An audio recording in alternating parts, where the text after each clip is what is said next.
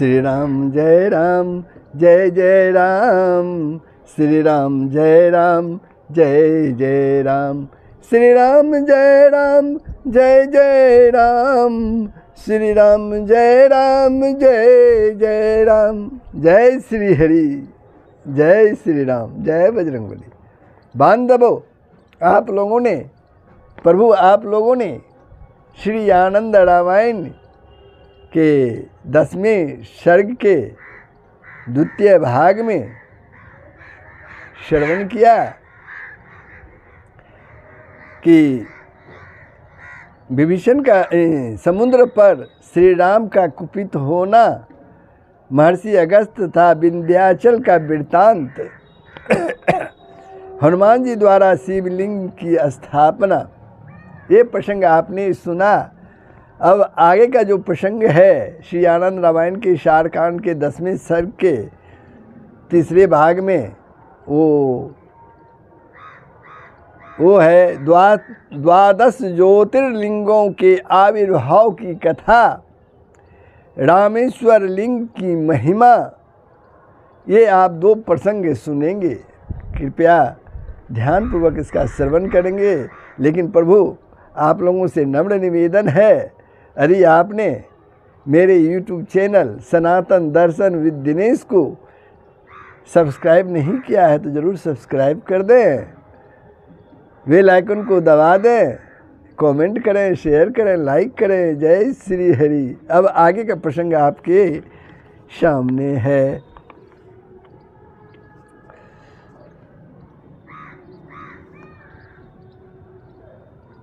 जब हनुमान जी का गर्व चूर हुआ प्रभु श्री राम के द्वारा, तो वे सभी कार्य गर्व रहित होकर करने लगे।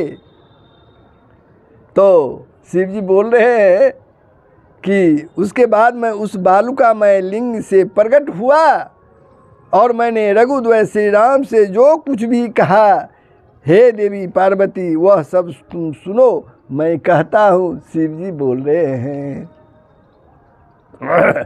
हे राघवेंद्र, हे रघुश्रेष्ठ, एक प्राचीन इतिहास को सुनिए। एक समय मैं लीला करने के लिए मलिन वस्त्रों को धारण कर भिक्षा मांगने के लिए ब्राह्मण का रूप धारण कर सुखपूर्वक पृथ्वी पर विचरण कर रहा था। उस समय श्रेष्ठ ऋषियों के आश्रमों में मुझे विचरण करता हुआ देखकर हजारों ऋषि पत्नियां मेरे रूप पर मोहित हो गई। वे अपने पतियों द्वारा निवारित किए जाने पर भी मेरे पीछे पीछे आने लगी। तब उन मुनीश्वरों ने मुझे पहचाने बिना अत्यंत क्षुब्ध होकर, क्रोध से युक्त मन वाले होकर भयंकर श्राप दे डाला और कहा, अरे अधम द्विज, हे अधम ब्राह्मण, तुमने सभी स्त्रियों को मोहित कर डाला है, अतः तुम्हारा लिंग यानी चिन्ह मात्र हमारे कहने से भूमि पर रह जाए। बाद में मैं अंतर्ध्यान हो गया। वे द्विज पत्नियां मुझे न देखकर अपने अपने स्थानों को चली गई।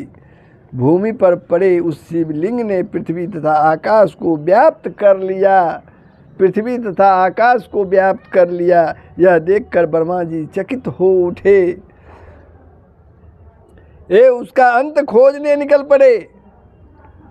वे ब्रह्मा जी उसका अंत खोजने निकल पड़े।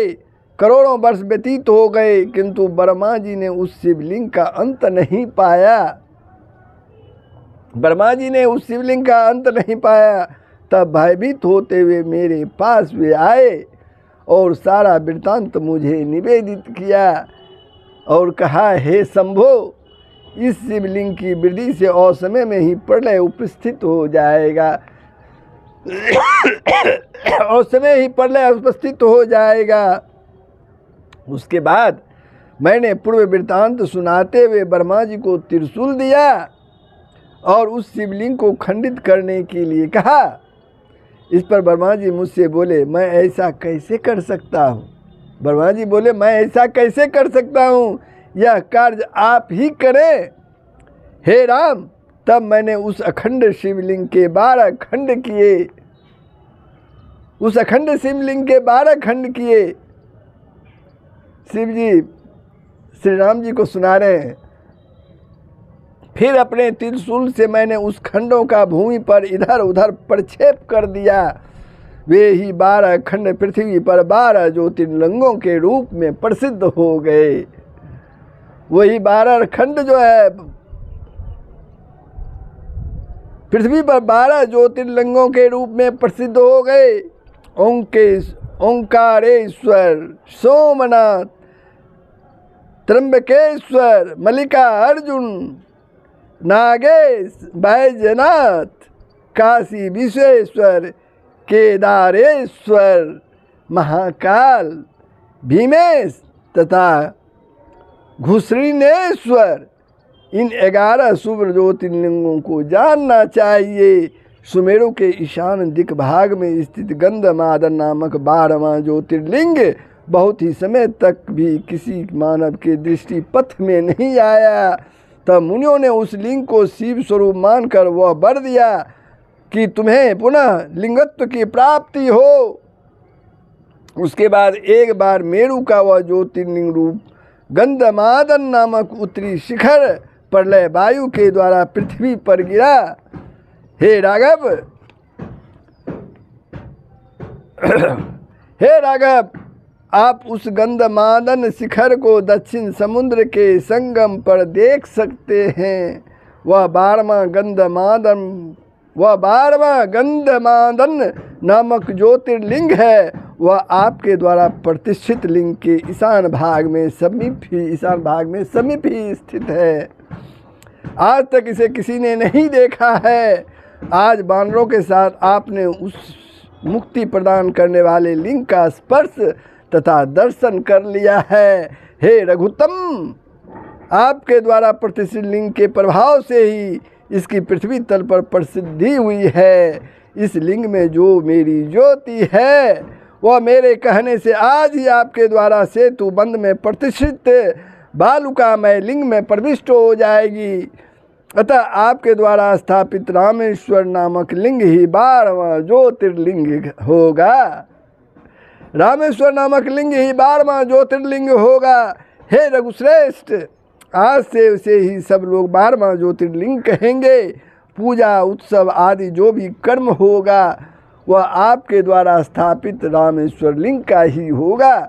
मैं भी मुनि अगस्त तथा आपके कथनानुसार काशी छोड़कर यहाँ आ गया हूँ, अंस्था आ गया हूँ और इसी रामेश्वर लिंग में सदा प्रतिष्ठित रहूँगा। सेतुबंध में जो पुरुष श्री रामेश्वर ज्योतिर्लिंग को प्रणाम करेगा वह उनकी कृपा से ब्रह्म हत्या आदि सभी पापों से मुक्त हो जाएगा। हे रघुश्रेष्ठ, आप भी यह वर प्रदान करें कि मुझे स्नान कराने के लिए भक्तजन काशी से मणिका का जल यहाँ लाया करे। मेरा इस प्रकार का वचन सुनकर हे पार्वती, शिव जी कहते हैं, मेरा इस प्रकार का वचन सुनकर हे पार्वती, रघुनायक श्री राम अत्यंत प्रसन्न हो गए और बोले, सेतुबंध तीर्थ में स्नान करके जो श्री रामेश्वर ज्योतिर्लिंग का दर्शन करेंगे फिर संकल्प करके सेतु की बालुका को कांवर में रखकर प्रयत्न पूर्वक शुभ नगरी वाराणसी में ले जाएंगे और गंगा जी के प्रवाह में डालेंगे तथा उस कांवर को वहीं छोड़कर दूसरी कांवर में गंगा जी का जल लाकर इस रामेश्वर ज्योतिर्लिंग का अभिषेक करेंगे और फिर उस कांवर को समुद्र में विसर्जित कर देंगे। वे निश्चय ही ब्रह्म पद को प्राप्त करेंगे। जब तक मन में दृढ़ निश्चय नहीं होगा तब तक रामेश्वर आना कठिन है। यदि रामेश्वर का दर्शन हो जाए तो समझना चाहिए कि उसके लिए हमने पूर्व जन्म में संकल्प किया था, तभी रामेश्वर के दर्शन हुए। यह मेरा कथन है, इस पर संदेह नहीं करना चाहिए। इस प्रकार श्री राम उस रामेश्वर लिंग के वरदानों की बात कर ही रहे थे कि उसी समय कुंभजोनी मुनीश्वर अगस्त जी वहाँ आ पहुँचे। उन्होंने भगवान शिव तथा श्री राम को प्रणाम किया। श्री राम ने भी उन्हें प्रणाम किया। तब मुनि अगस्त जी श्री राम से कहने लगे, हे राघव, हे राघव, आपकी कृपा से ही मुझे चिरकाल से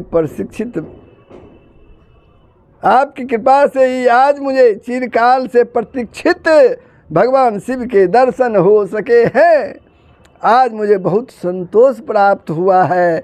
यहाँ मैं भी लिंग की स्थापना करूँगा। ऐसा कहकर उन्होंने अपने नाम से अगस्तीश्वर नामक एक श्रेष्ठ लिंग वहाँ स्थापित किया।